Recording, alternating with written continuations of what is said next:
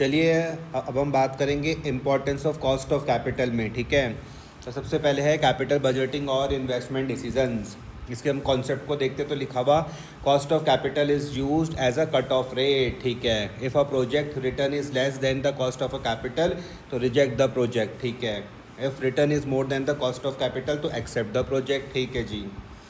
Real life example में क्या लिखते हैं, imagine you want to start a cafe and the cost of a capital loan interest plus investment return is 10%। ठीक है, if the cafe earns you 8% return तो not worth it, तो उसको reject कर दो। ठीक है, if it gives you 15% return तो गुड आइडिया, इसको एक्सेप्ट करो।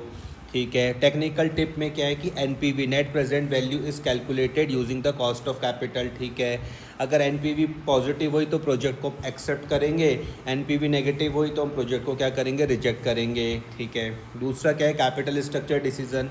इसके कॉन्सेप्ट में क्या है कि कैपिटल स्ट्रक्चर क्या होता है, equal to combination of debt plus equity plus retained earnings. ठीक है, company must choose the mix of that maximize cost of maximize नहीं, मिनिमाइज है, मिनिमाइज कॉस्ट ऑफ कैपिटल। ठीक है, रियल लाइफ एग्जांपल में है कि let's say you are expanding your cafe chain. ठीक है, you have 3 funding option, loan 8%, equity 12%, retain earning 6%, तो you will try to use retain earning more, may be some loan and less equity to keep overall cost low. ठीक है जी। Third आता है dividend policy decision. इसमें क्या है, इसका concept देखते हैं। तो should the company give profit as dividend और री इन्वेस्ट इट। ठीक है, इफ़ कॉस्ट ऑफ कैपिटल अगर हाई है तो भैया बेटर क्या है कि आप उसको क्या करो, री इन्वेस्ट करो। अगर भैया प्रॉफिटेबिलिटी की अपॉर्चुनिटी नहीं है तो भैया उस टाइम डिविडेंड दे दो। ठीक है, रियल लाइफ एग्जांपल में क्या बोला गया है कि you own a company, profitable project need 12% return. ठीक है, your cost of capital is 10%, so you reinvest the profit. ठीक है, but if all projects give you only 8% तो क्या है भैया, better to distribute profit as dividend. ठीक है जी। चौथा है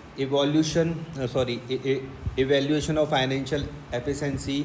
इसका अगर मैं कॉन्सेप्ट में बात करूँ तो लिखते हैं compare the actual returns earn versus cost of capital, lower cost plus higher returns equal to efficient financial management.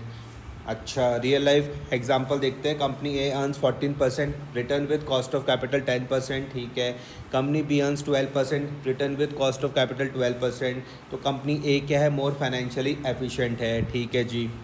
पांचवा हम देखते हैं तो पांचवें में क्या लिखते हैं कि analysis of various sources of funds.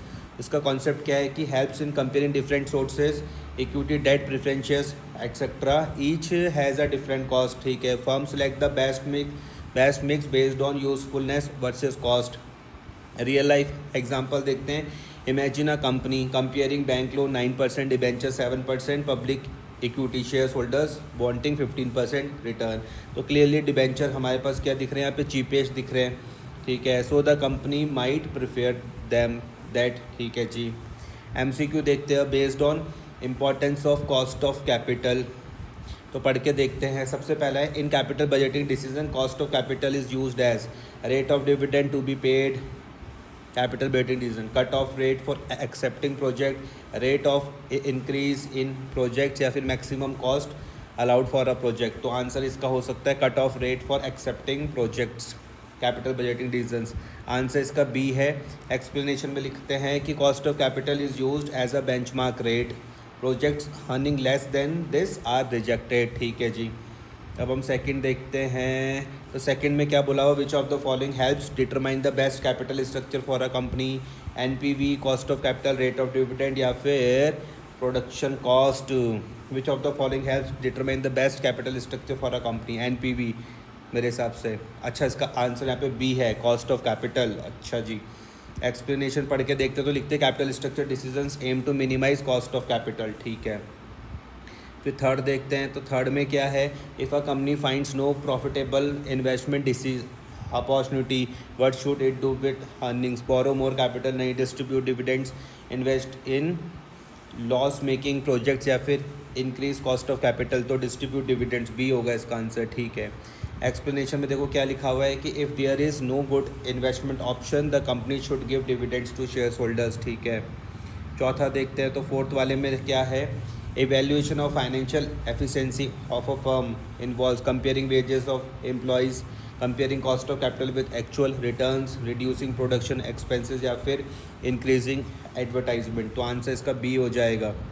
Explanation पढ़ के देखते तो लिखते हैं efficiency is measured by comparing cost of capital with returns. ठीक है जी.